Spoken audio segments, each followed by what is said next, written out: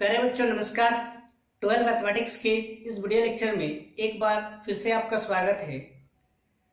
12 mathematics के क्रम में हमने chapter number 4 that means determinants को कंप्लीट कर लिया था।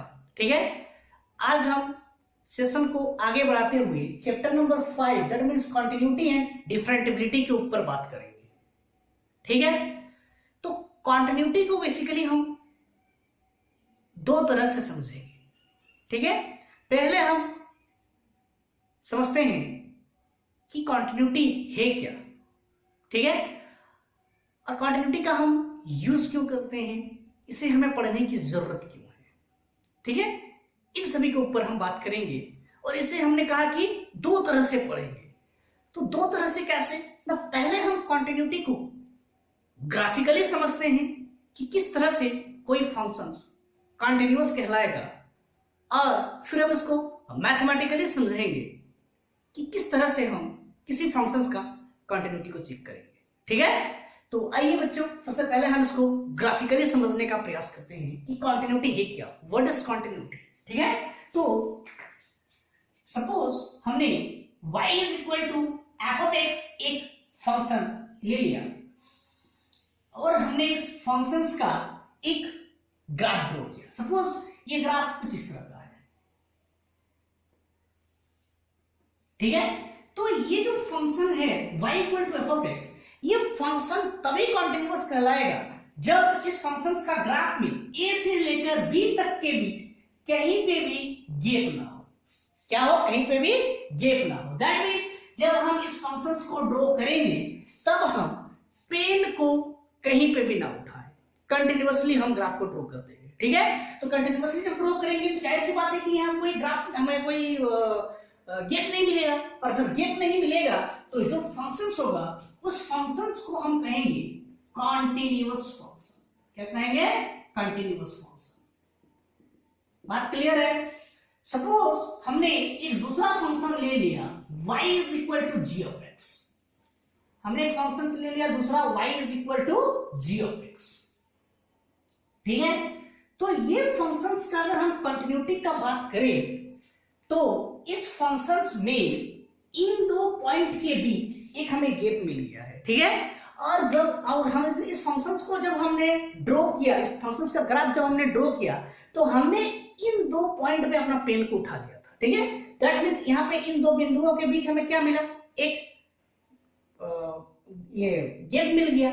और ये गैप मिल गया मींस जब किसी फंक्शन पे हमें गैप मिल जाए तब उस फंक्शन को हम कहेंगे डिसकंटिन्यूअस फंक्शन। क्या कहेंगे, डिसकंटिन्यूअस फंक्शन।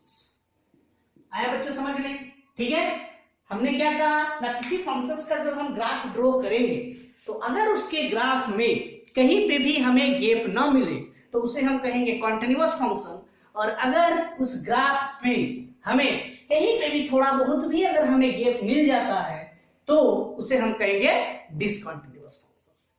ठीक है, आइए इसको हम मैथमेटिकली किस तरह से कैलकुलेशन करेंगे कंटिन्यूटी को चेक करने के लिए किसी फंक्शंस का, इसके ऊपर हम बात करते हैं। ठीक है, तो सपोज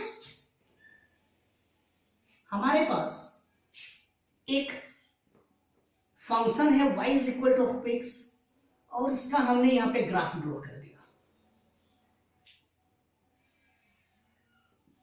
ठीक है, इस फंक्शंस का हम कंटिन्यूटी को चेक कर रहे हैं एट x इक्वल टू ए पे। कहां पे हम चेक कर रहे हैं, एट x इक्वल टू ए पे। तो ये फंक्शंस जो है लेफ्ट हैंड साइड से बढ़ते बढ़ते बढ़ते बढ़ते यहां पे आके यहां रुक गया है, फंक्शन ब्रेक हो गया। ठीक है, और यहां से घटते घटते ये यहां पे आके ब्रेक हो गया। ठीक है, तो हम इन दोनों के बीच का जो गैप है इसको हमने सपोज h से डिनोट कर दिया। किससे डिनोट कर दिया हमने, h से। ठीक है, तो बेसिकली हमें कंटिन्यूटी चेक करने के लिए लिमिट्स का नॉलेज होना बहुत जरूरी है। ठीक है, जो कि हमने क्लास 11 में काफी विस्तार पूर्वक पढ़ा है कि लिमिट है क्या, लिमिट को हम किस तरह से कैलकुलेट करते हैं, इन सभी के ऊपर हमने क्लास 11 में बात किया था। तो उसी लिमिट्स का पूरा कॉन्सेप्ट हम कंटिन्यूटी पे लगाएंगे। ठीक है, कंटिन्यूटी बेसिकली लिमिट्स पे डिपेंड करता है। ठीक है ना, अगर हमें लिमिट का नॉलेज है तो हम कंटिन्यूटी को बहुत ही आसान तरीके से सॉल्व कर सकते हैं। ठीक है, आइए देखते हैं किस तरह से।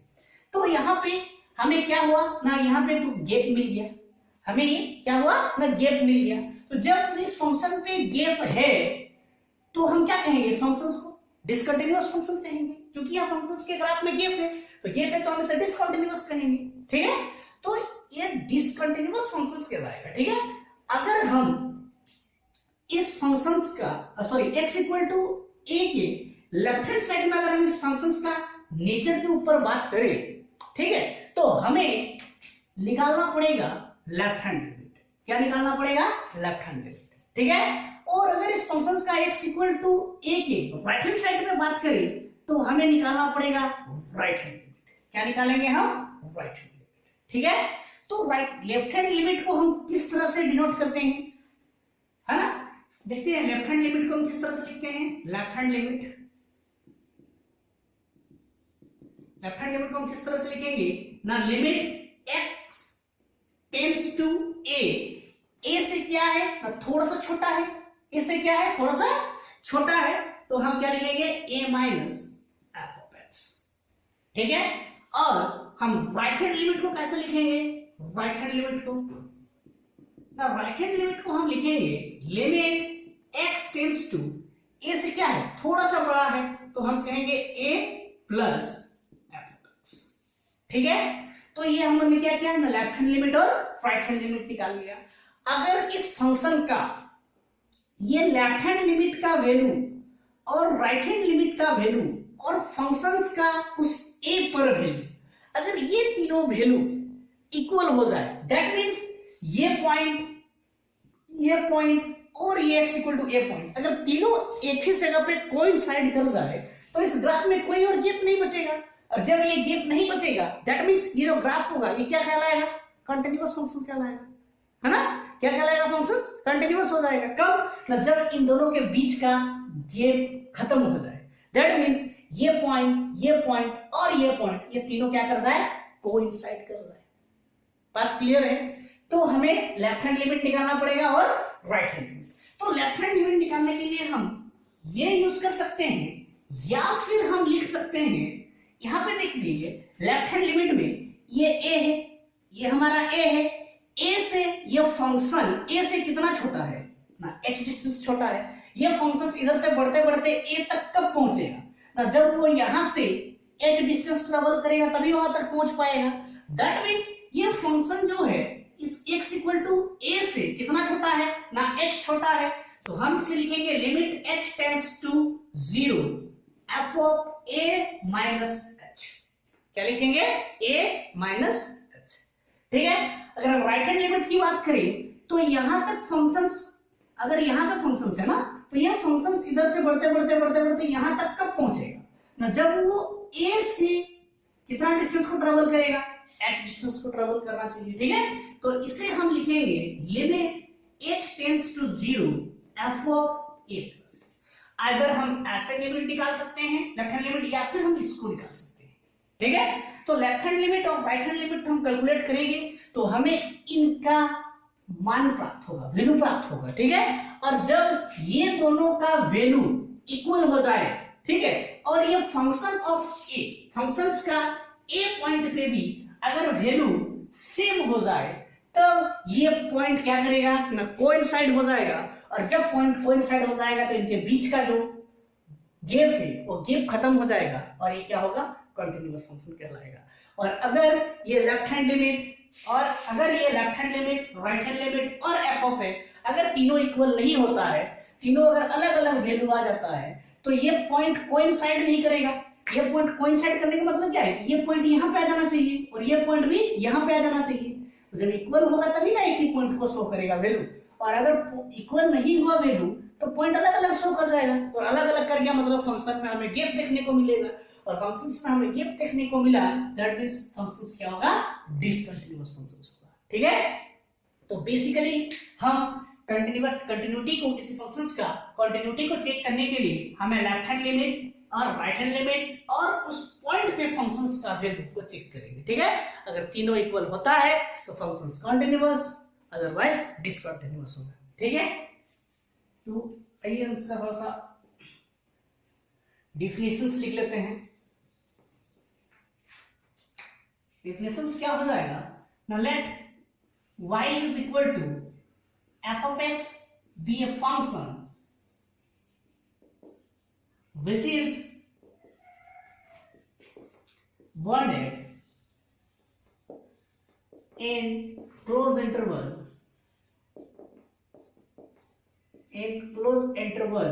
CD, closed interval CD, then this function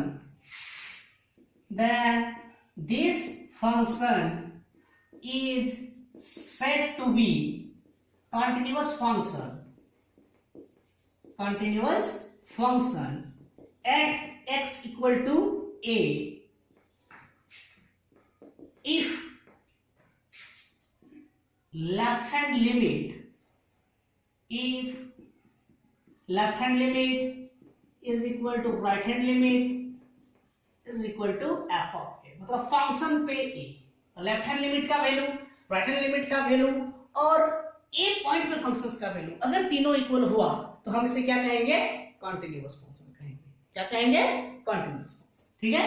या फिर हम इसे लिख सकते हैं limit x tends to a minus f of x is equal to limit x tends to a plus f of x is equal to क्या होना चाहिए, f of a के इक्वल होना चाहिए। या हम इसे कह सकते हैं limit h tends to 0 f of a minus h, क्या लिखेंगे, a minus h।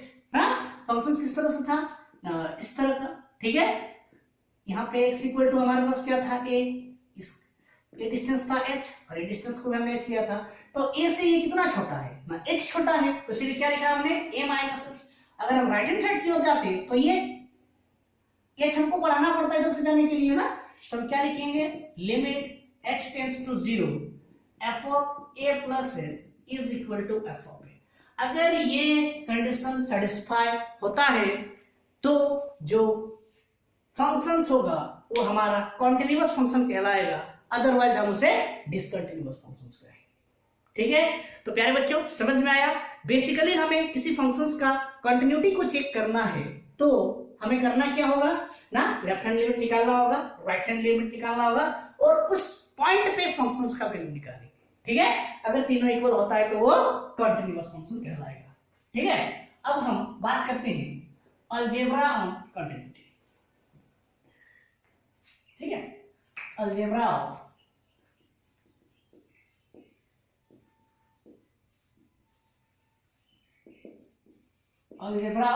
कंटिन्यूटी। सबसे पहला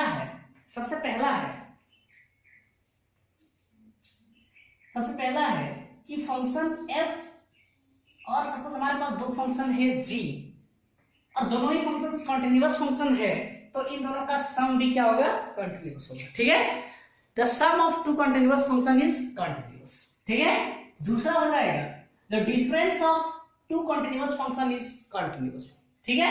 number 3 the product of two continuous function is continuous, and number 4 the division of continuous function is continuous, बस g 0 के equal नहीं होना चाहिए, ठीक है।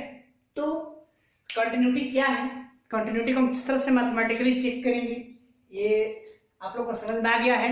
तो चलिए अब हम एक्सरसाइज 5.1 के कुछ क्वेश्चंस की ओर चलते हैं, ठीक है। किस तरह से हम उसकी कंटिन्यूटी को चेक करेंगे उसके ऊपर हम बात करते हैं।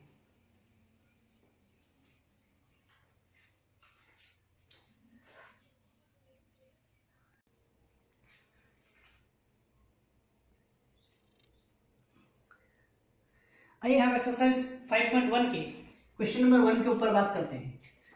क्वेश्चन नंबर 1 क्या कहता है, prove that the function f of x is equal to 5x minus 3 is continuous at x equal to 0, x equal to 1 and x equal to 5। इन तीनों पॉइंट पे हमें कंटीन्यूअस प्रूफ करके दिखाना है, ठीक है।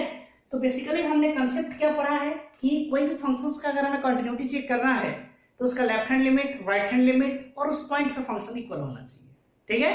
लेकिन लेफ्ट हैंड लिमिट और राइट हैंड लिमिट दोनों हम कब निकालेंगे, जब फंक्शंस का दोनों साइड का नेचर हमें फाइंड आउट करना होता है, ठीक है। यहाँ पे फंक्शंस का एक ही साइड का नेचर का बात किया है, x इक्वल टू 0 पे बोला है ना, कोई दोनों साइड का नेचर का बात नहीं किया है।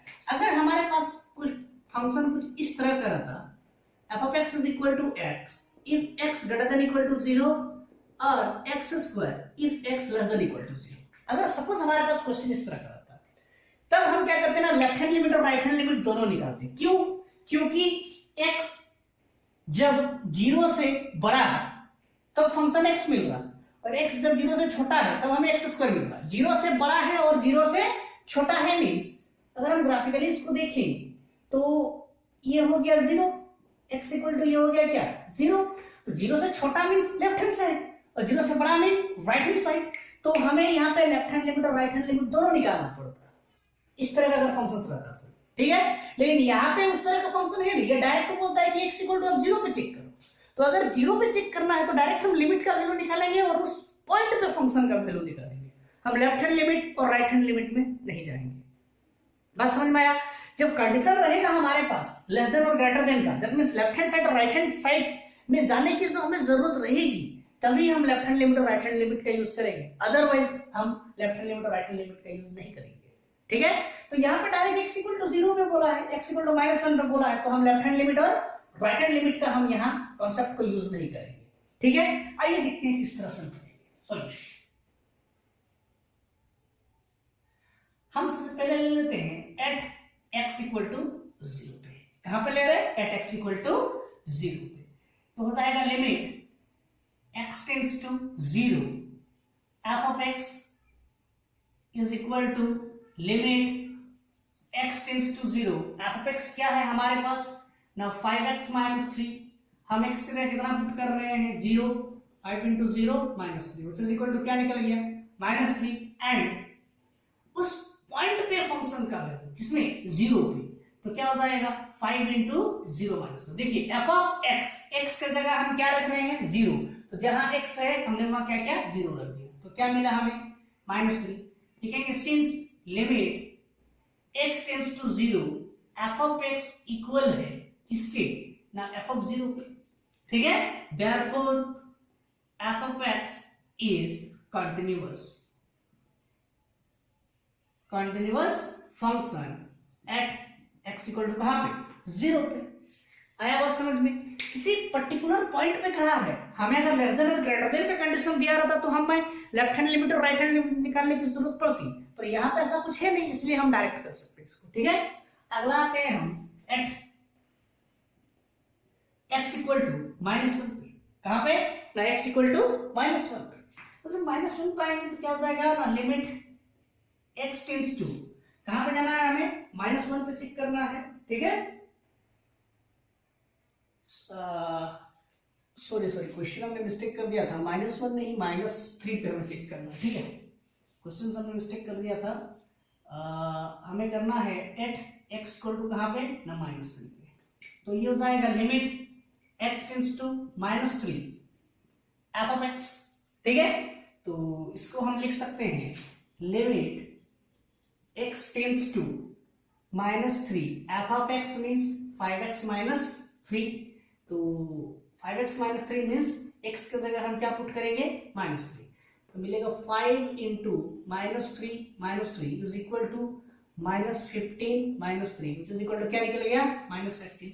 एंड f of -3 पे चेक करते हो ना, तो f of -3 पे x के जगह -3 पुट करेंगे, -3 -15 - 3 is equal to -15। Since limit x tends to -3 f of x is equal to f of -3, therefore f of x is continuous at x equal to -3। ठीक है, लास्ट हम देखते हैं कहां पे ना at x equal to 5। x equal to कहां पे 5 पे। तो लिमिट x टेंड्स टू 5 क्या निकालना हमें f ऑफ x, तो ये हो जाएगा limit x tends to 5 f of x mean 5x - 3। x की जगह हम रखेंगे 5, तो 5 5 जा 25 - 3 22। ठीक है, एंड f ऑफ 5 क्या हो जाएगा 5x ना, x की जगह हम क्या पुट करेंगे 5 माइनस 3, तो ये भी हो गया 22। Since limit x tends to 5 f of x is equal to क्या निकल गया f of 5, therefore the function f of x, therefore the function f of x is continuous at x equal to 5। ठीक है, तो प्यारे बच्चों आप लोग को समझ में आ रहा है किस तरह से करना है। ठीक है, आप इसका स्क्रीनशॉट कीजिए और अपना कॉपी में बढ़िया से नोट डाउन कर लीजिए। नेक्स्ट हम क्वेश्चन नंबर 2 की ओर चलते हैं।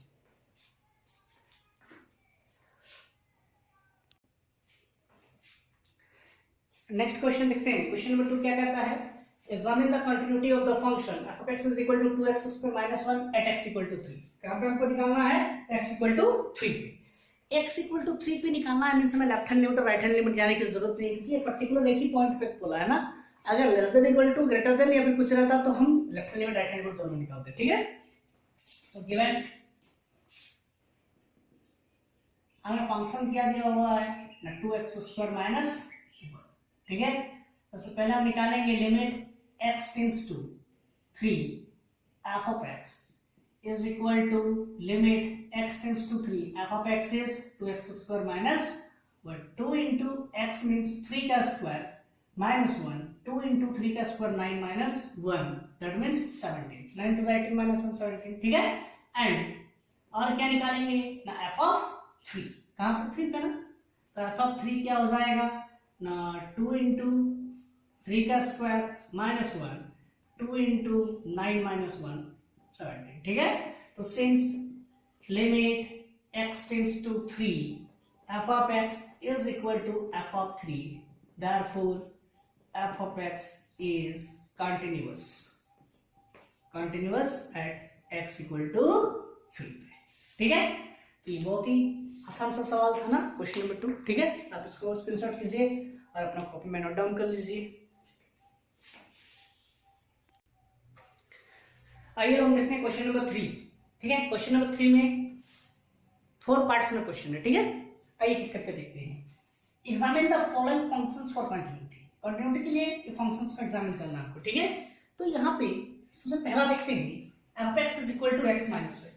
क्वेश्चन क्या है, f x is equal to x minus 5 है। ठीक है, तो ये x minus 5 एक पॉलिनोमियल है। क्या है, पॉलिनोमियल, बहुपद है। x का हर एक वैल्यू के लिए ये फंक्शन एग्जिस्ट करेगा ना, तो लिखेंगे since f of x is polynomial, since f of x is polynomial,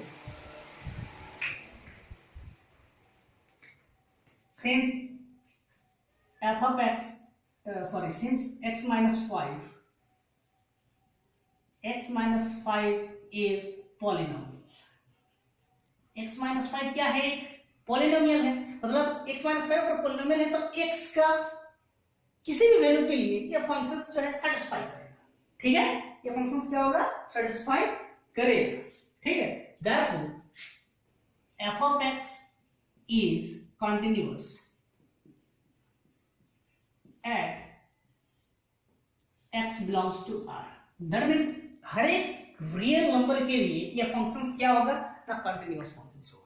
क्या होगा, कंटिन्यूअस फंक्शन होगा। ठीक है, अब बात आता है इसकी, तो इस क्वेश्चन में हम देखें तो यहां पे x का हर वो वैल्यू के लिए ये कंटिन्यूअस होगा, सिर्फ 5 को छोड़ के। क्यों, क्योंकि जब हम x इक्वल टू 5 ले लेते हैं तो ये फंक्शन हो जाएगा 1/5 minus 5 is equal to 1/0। Something bye 0 is not defined, something bye 0 is क्या होता है, नॉट डिफाइंड होता है। तो ये फंक्शन जो है, ये फंक्शन x का हर एक वैल्यू के लिए क्या होगा, कंटिन्यूअस फंक्शन होगा, सिर्फ एक्सेप्ट इसको 5 इसको छोड़ के, 5 को छोड़ के ये जो है हर एक पॉइंट के लिए, हर एक वैल्यू के लिए ये फंक्शन क्या होगा ना, डिफाइन होगा। ठीक है,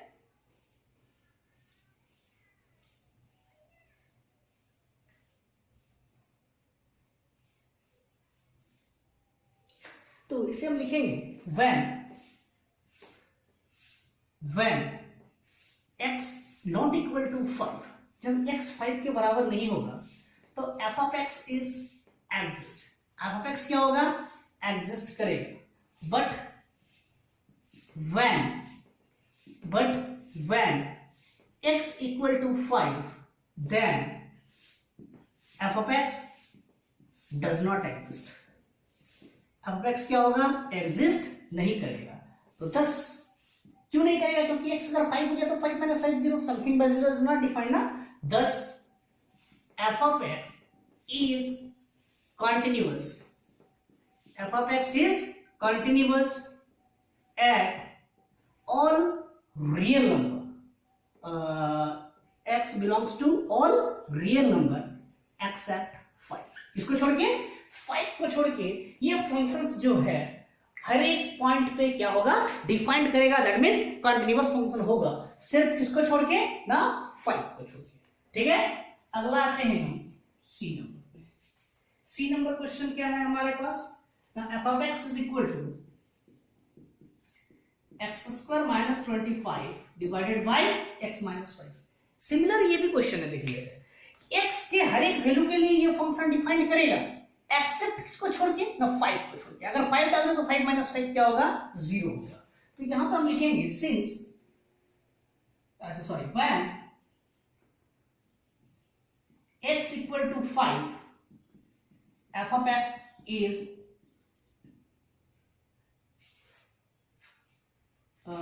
since x, sorry, if x not equal to 5 then f of x is exist। जब f of x 5 के बराबर नहीं होगा तो फंक्शन एग्जिस्ट करेगा। ठीक है, but when x equal to 5 f of x does not exist। f of x क्या होगा? एग्जिस्ट नहीं करेगा। और जब ये f of x एग्जिस्ट नहीं करेगा तो हम लिखेंगे thus f of x is continuous। f of x is continuous at x belongs to all real number except 5। इसको छोड़ के ना 5 को छोड़ के ये फंक्शंस जो है हर एक पॉइंट पे क्या होगा? कंटिन्यूअस होगा। ठीक है, 5 को छोड़ के हर एक पॉइंट पे क्या होगा? फंक्शन कंटिन्यूअस होगा। ठीक है, अगर इन केस इसी क्वेश्चन में अगर क्वेश्चन इस तरह का रहता f of x is equal to x square minus 25 by x plus 5 रहता, तो ये फंक्शन x के हर एक वैल्यू के लिए डिफाइंड होता। सिर्फ इसको छोड़ के ना ये 0 कब होगा? जब x इक्वल टू क्या होगा? -5। दैट मींस अगर x इक्वल टू -5 हुआ तो ये फंक्शन नॉट डिफाइंड होगा। दैट मींस वहां पे कंटीन्यूअस नहीं होगा। नहीं तो x का हर एक वैल्यू के लिए फंक्शन क्या होगा? कंटीन्यूअस होगा, सिर्फ इसको छोड़ के ना x इक्वल टू -5 को छोड़ के। ठीक है, तो प्यारे बच्चों क्वेश्चन नंबर 3 में question number A B C हमने कर दिया है। क्वेश्चन नंबर डी आप खुद से करने का प्रयास कीजिए। ठीक है,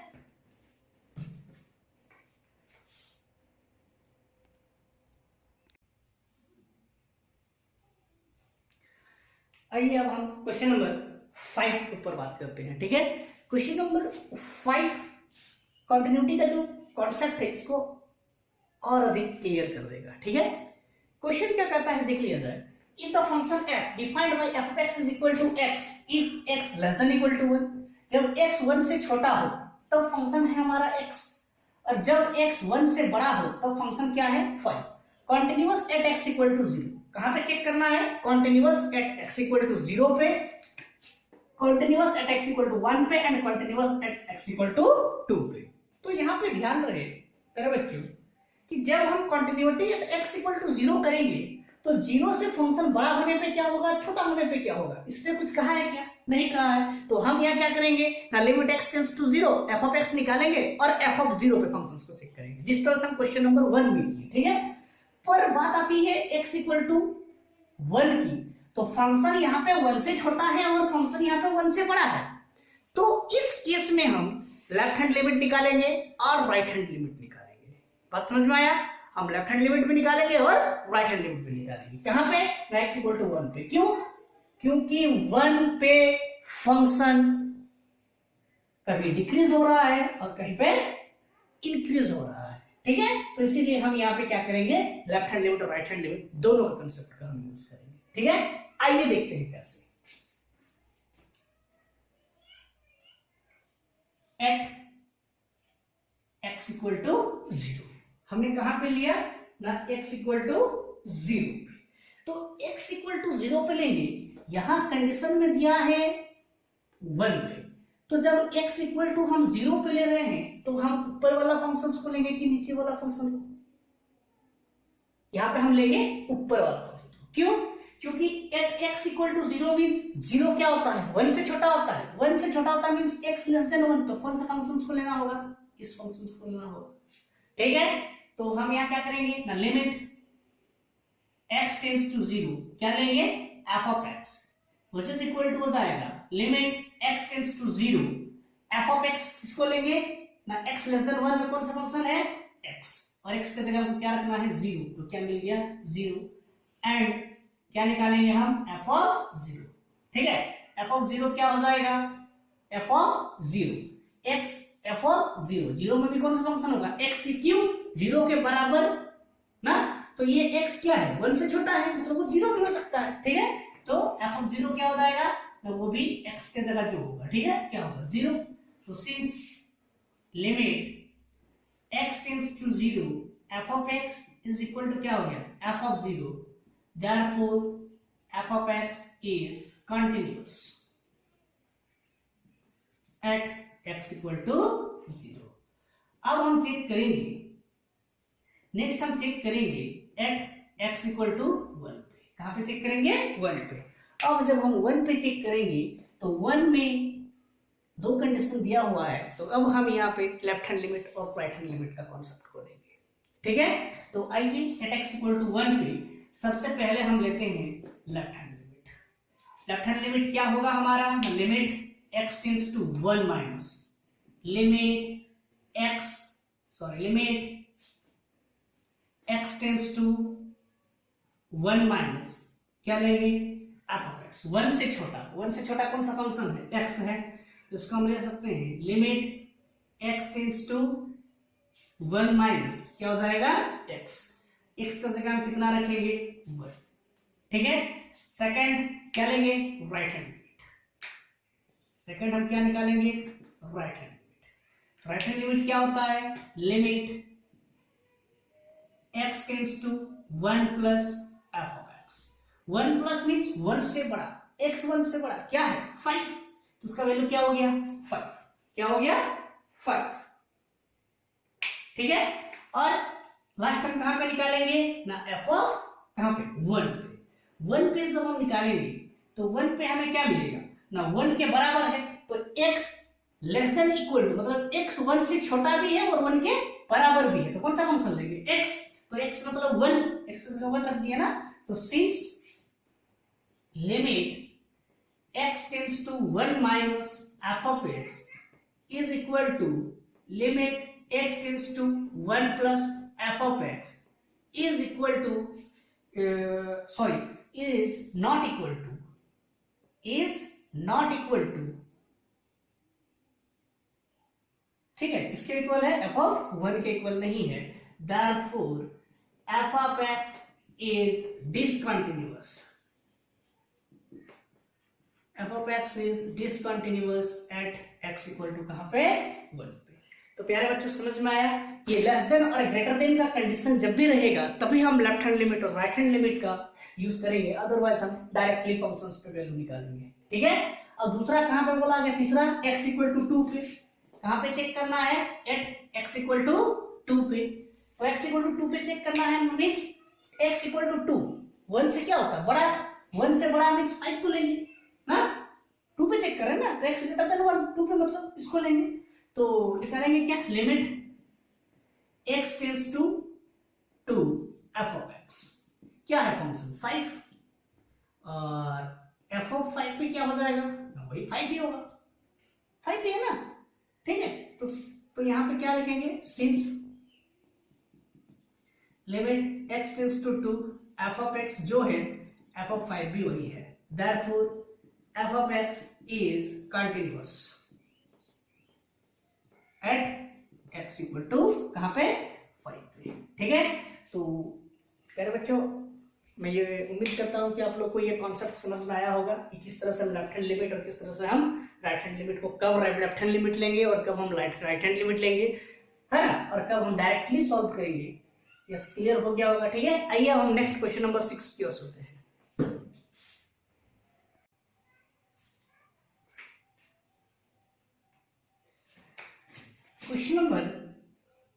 से लेकर क्वेश्चन नंबर 12 तक में बुक में कहा गया है कि आपको पॉइंट ऑफ डिसकंटिन्यूटी को फाइंड आउट करना है। क्या करना है? पॉइंट ऑफ डिसकंटिन्यूटी को। ठीक है, क्वेश्चन नंबर 6 से लेकर क्वेश्चन नंबर 12 तक। हम क्वेश्चन नंबर 6 के ऊपर बात करते हैं पहले। ठीक है, क्वेश्चन नंबर 6 क्या कहता है? फंक्शन एफ ऑफ एक्स इस तरह से डिफाइंड है, x less than equal to 2 में क्या है? 2x प्लस 3, और x ग्रेटर देन 2 में फंक्शन क्या है? 2x minus 3।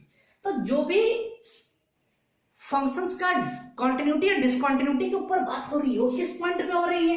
2 पे हो रही है। ठीक है, तो हम 2 पे चेक करेंगे, एक बार लेफ्ट हैंड लिमिट और एक बार राइट हैंड लिमिट को चेक करेंगे, है ना। तो आइए देखते हैं किस तरह से। सबसे पहले हम चेक करेंगे क्या? Left hand limit. Left hand limit क्या होता है? Limit x tends to 2 minus, x tends to 2 minus क्या होता है? f of x। तो इसको हम लिख सकते हैं limit x tends to 2 minus 2 से छोटा, that means x less than equal to 2, x 2 से छोटा या 2 के बराबर, इसी पे है ना। तो x less than equal to 2, that means ये कंडीशन लेना पड़ेगा। कौन सा? 2x plus 3। कौन सा हो जाएगा? 2x plus 3। तो विच इज इक्वल टू हो गया लिमिट तो ये हो जाएगा x की जगह 2 पुट करेंगे, 2 इंटू 2 प्लस 3, दैट मींस क्या निकल गया? 7। नेक्स्ट हम क्या निकालेंगे? Right hand limit. Right hand limit क्या हो जाएगा? Limit x tends to 2 plus f of x, 2 से बड़ा, है ना। Limit x tends to 2 plus 2 से बड़ा, x 2 से बड़ा कौन सा फंक्शन है? 2x minus 3। x की जगह हम 2 रख देते हैं, 2 इंटू 2 माइनस 3, 2 टू 4 माइनस 3 क्या हो गया? 1। अब हम क्या निकालेंगे? f ऑफ 2 पे एक बार ना, उस पॉइंट पे एक बार। ठीक है, तो 2 पे एक बार, दैट मींस x 2 से बड़ा था तो ये लिए, 2 से छोटा था तो ये लिए। अब इक्वल में किसको लेंगे? यहाँ पे देखिए लेस देन भी दिया हुआ है और साथ ही साथ क्या दिया हुआ है? इक्वल भी है, तो इसी फंक्शंस को हम लेंगे इक्वल में। ठीक है, तो f ऑफ 2 क्या हो जाएगा? 2 इंटू 2 प्लस 3 क्या हो गया? ये 7। Left hand limit right hand limit के बराबर नहीं है, दैट मींस ये फंक्शन क्या होगा? डिसकंटिन्यूअस होगा। ठीक है, तो लिखेंगे since limit x tends to 2 minus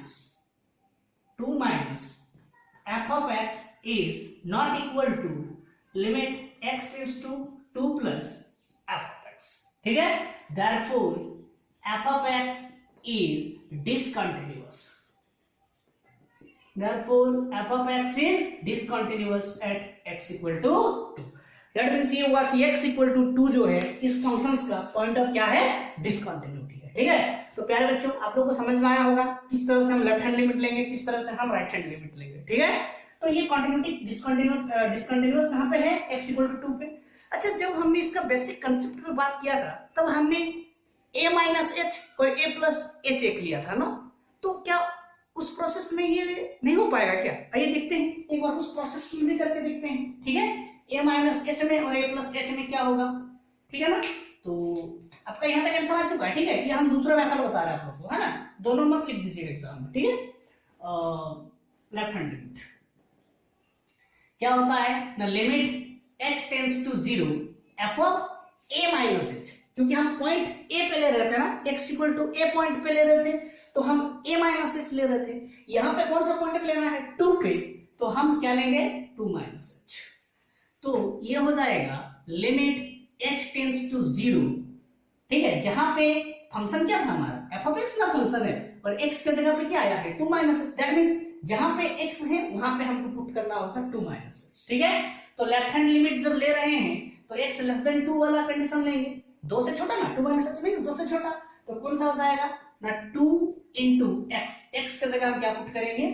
2 minus h, और ये प्लस 3 एज वेल रहेगा। तो ये हो जाएगा limit h tends to 0, 2 to 4 minus 2h plus 3 which is equal to limit h tends to 0, 4 plus 3 7 minus 2h। जब h tends to 0 होगा तो 7 minus 2 into 0, that means क्या निकल गया? 7। क्या निकला हमारे पास रिजल्ट में? क्या निकला? 7। ठीक है, अब अगला आते हैं राइट हैंड लिमिट पे। क्या हो जाएगा? Limit h tends to 0 f of 2 plus h, right hand limit मतलब 2 से बड़ा 2 प्लस h, तो हो जाएगा limit h tends to 0 2 plus h, मतलब जहां पे एक्स है वहां पे 2 प्लस एच पुट करना है, ठीक है। और राइट हैंड लिमिट ले रहे हैं 2 से बड़ा, दैट मींस ये हो जाएगा 2 इंटू एक्स की जगह पुट करेंगे 2 प्लस एच माइनस 3, तो ये हो जाएगा limit h tends to 0, 2 to जा 4 प्लस 2h माइनस 3, तो ये हो गया limit h tends to 0, 4 minus 3 is 1 plus 2h, ठीक है।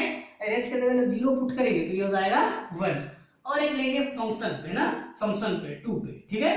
तो फंक्शंस पे लेंगे तो क्या हो जाएगा 2 1 जा 2, सॉरी 2 2 जा 4 प्लस 3 क्या निकला 7। देखिए लेफ्ट हैंड लिमिट में यहाँ पे जो वैल्यू आया है, लेफ्ट हैंड लिमिट पे यहाँ पे भी वही वैल्यू है, राइट हैंड लिमिट में जो वैल्यू आया है राइट हैंड लिमिट यहाँ पे भी वही वैल्यू है ना, तो इसीलिए दोनों प्रोसेस में आंसर आपको सेम ही मिलेगा, ठीक है।